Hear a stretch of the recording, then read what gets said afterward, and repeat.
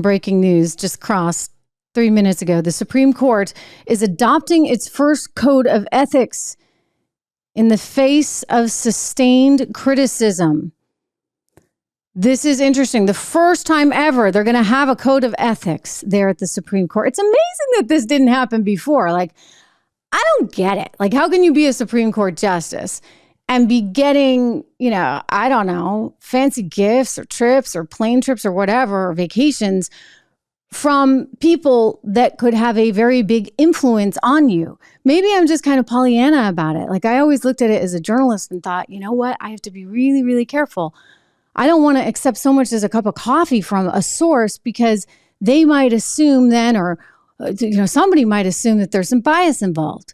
And so apparently, they don't have those same kind of rules over there at the Supreme Court. I guess, I don't know, they govern themselves. And so it's been quite an issue, and seemingly more on both sides, right?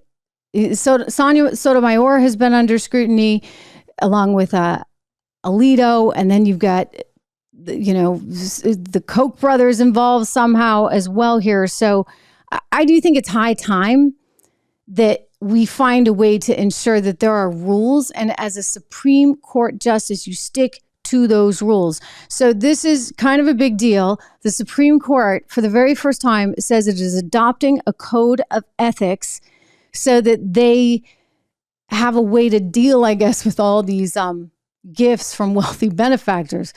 Here's an idea, guys. Why not just pay yourselves more? Can somebody get them a pay raise? Because, they get kids in private school in DC. They're stuck there. They don't get, they just get little teeny wages. And they went through all that school. They got all that law school debt. Anyway, maybe they should be paid more. I realize it's one of the highest paying jobs in government, but clearly it's not enough because, they gotta pinch their friends for a luxury vacation. Not cool. Okay. Like, not cool.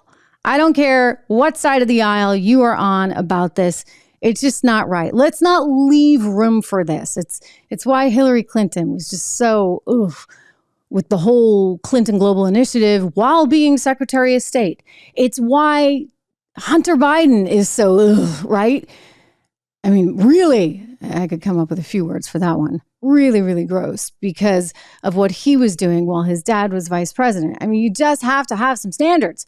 And if this is what we're going to get at the Supreme Court, I would just say it's really pretty darn late. I can't believe they didn't have any ethics guidelines.